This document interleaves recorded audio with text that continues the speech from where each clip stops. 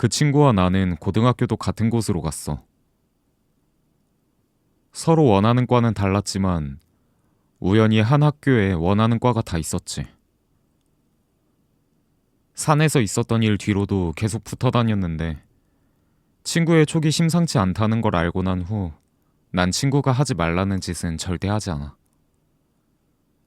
절대 가지 말라는 곳에선 항상 사고가 일어났거든. 끼케야 1년에 두세 번 정도였지만 말 잘 들어서 나쁠 건 없으니까. 친구는 귀신에 대해선 별 생각 없어 보였지만 자신이 느낀 촉과 사고가 맞물려질 때는 많이 힘들어했어. 특히 살면서 딱 두 번의 죽음을 느꼈는데 그때마다 정말 힘들어했었지. 친구가 처음 느꼈던 죽음은 할머니였어. 친구는 유독 할머니를 좋아했는데 어려서 할머니 손에 맡겨져 자라기도 했고 할머니 곁에 있으면 귀신 같은 게 보이지 않았나 봐. 하지만 사는 지역이 멀어서 자주 뵙지 못한다는 걸 많이 아쉬워했지. 명절이 가까워지면 할머니 댁에 간다고 엄청 신나 보였어. 그때가 고등학교 1학년 추석 전이었는데 나는 쉴 생각에 신났고 그 녀석은 할머니를 뵐 생각에 신나 있었지. 근데 추석을 앞둔 날에 만난 친구의 표정이 너무 안 좋은 거야. 바로 어제까지만 해도 그렇게 싱글벙글했던 녀석이 그날은 완전 죽상인 얼굴이었지. 친구에게 무슨 일이 있었냐 물어보니까 자신이 꿈을 꿨고 너무 행복한 꿈이었는데 잠에서 깨고 보니 계속해서 불안한 마음이 든다는 거야. 꿈에 대해 들어봤는데 친구는 잠을 자기 전에 할머니께 연락했대. 이번 추석에 몇 시쯤 출발할 거고 얼른 뵙고 싶다고. 기분 좋게 전화를 마친 친구는 잠들었고 그대로 꿈을 꿨대.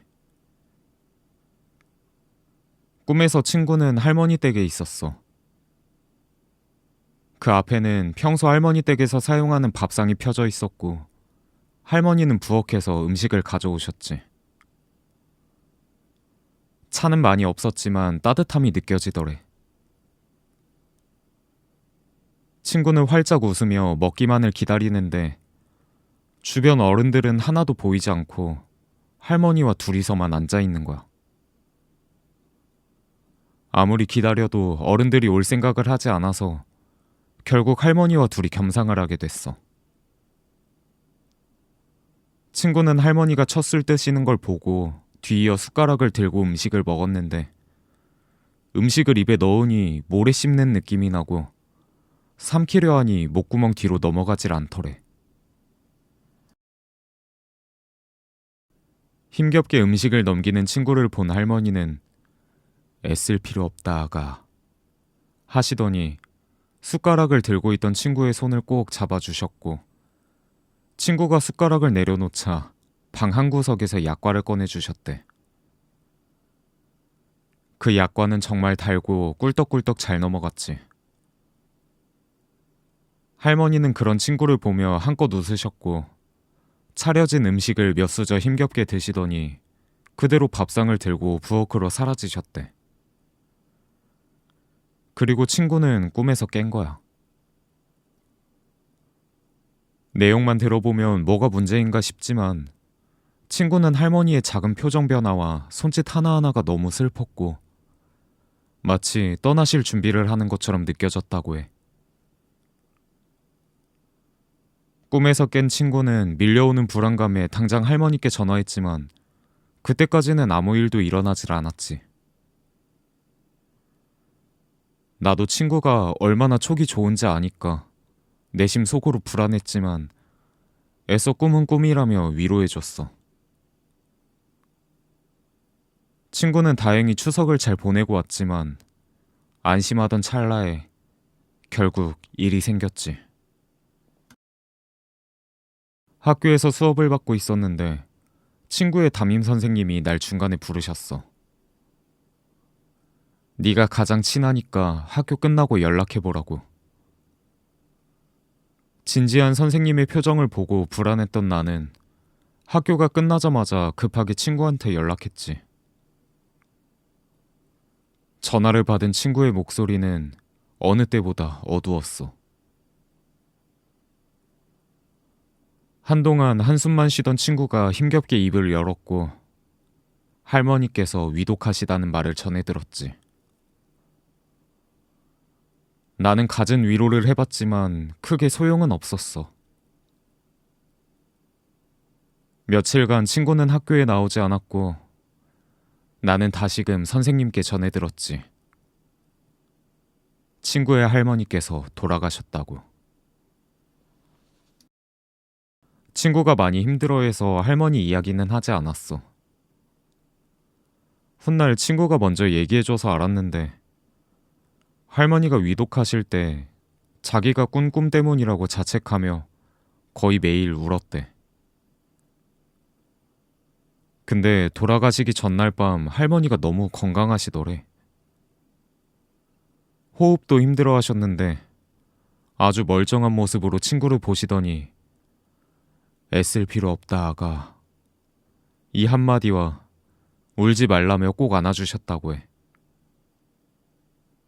그리고 친구는 꿈에서 먹었던 그 밥이 제사밥 같다고 했어. 이승밥이 아닌 걸 먹어서 자신이 넘기지 못한 것 같다고. 그래서 친구는 장례식 밥이나 제사밥은 못 먹어. 먹으면 항상 탈이 나거든. 두 번째로 느낀 죽음은 모르는 타인이야. 성인이 되고 진학을 포기한 채 취업을 한 친구는 신입 때부터 출장을 많이 다녔어. 한 번은 남해 바닷가 근처로 출장을 갔는데 교육과 업무가 겹친 상태라 꽤 오래 머물러 있었지. 출장이 끝나기 전날 밤 회사 선임과 같이 작은 포장마차에서 술을 마셨대.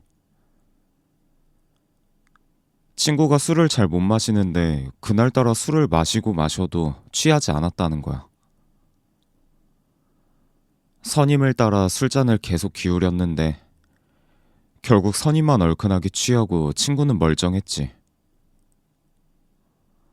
잔뜩 취한 선임을 부축하고 숙소로 돌아가는데 저 멀리 등대까지 이어진 길에서 뭔가 느껴진 거야.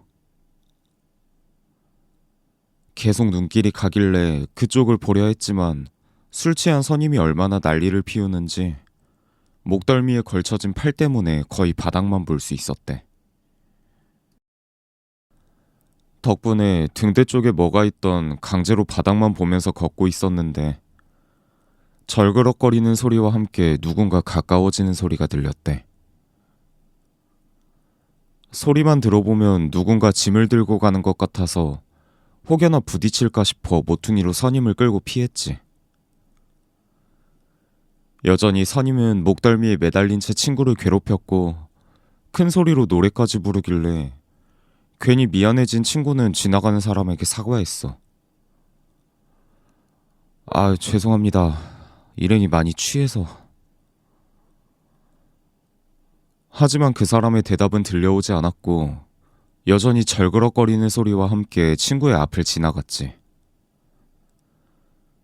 창피한 마음에 한숨을 쉬고 있었는데 친구의 눈에 이상한 장면이 보였대. 숙인 고개 때문에 발만 보였지만 거의 썩어 문드러진 맨발이 저벅저벅 걸어갔고 그 뒤를 이어 딸려오던 것은 그물이었어. 그물 끝에 달린 쇳덩이들이 바닥을 긁으며 절그럭 소리가 난 거고 뭔가 잘못됐다는 걸 눈치챈 친구가 고개를 들으려 했는데 선임이 친구의 머리를 세게 누르며 말했대. 안 돼. 고개 들지 마. 방금까지 취해서 노래를 부르던 선임이 너무 멀쩡한 목소리로 경고하듯 말하는데 등골에 소름이 쫙 돋더래. 그리고 그 발자국이 지나가는 길마다 어릴 적 나에게서 봤던 검은 얼룩이 묻어나더라는 거야. 눈앞을 지나가는 그물에는 검은 형체들이 걸려 있었고, 그리고 느꼈지. 아, 이거 누구 죽는구나. 누군가의 죽음을 느낀 친구는 그 발을 당장 따라가려 했지만 선임이 다시 머리를 누르며 말했대. 네가 가도 바뀌는 거 하나 없다. 술 취한 사람의 힘이 어찌나 강하던지 친구는 반항조차 하지 못하고 그대로 잡혀 있었지. 시간이 조금 지나서 선임의 손에 힘이 풀린 걸 느꼈고 이때다 싶어 고개를 확 들었는데 선임은 아무 일도 없었다는 듯 여전히 취해 있었고 썩은 발이며 그물이며 아무것도 보이지 않았대. 찝찝한 마음을 가지고 선임과 숙소에 돌아왔고 다음날 선임에게 물어봤는데 선임은 포장마차를 나온 뒤로 하나도 기억나지 않는다고 했지. 그리고 우려하던 일은 출장지에서 돌아오는 날 일어났어. 전날 술을 잔뜩 마신 선임은 해장이 필요하다며 포장마차 근처로 친구를 끌고 갔어. 친구도 마지못해 따라갔는데 그 자리에 도착해보니 구급차와 함께 사람들이 잔뜩 모여 있더래.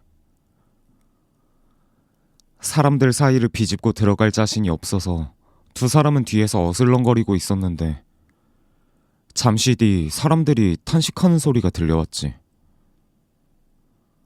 그와 동시에 친구의 귓가에 익숙한 소리가 들려왔어. 절그럭거리는 전날 밤에 들었던 그물 끌리는 소리. 몰려있는 인파 때문에 자세히 보지는 못했지만 큰 사고가 났다는 걸 직감했고 주변 사람들에게 물어봤지.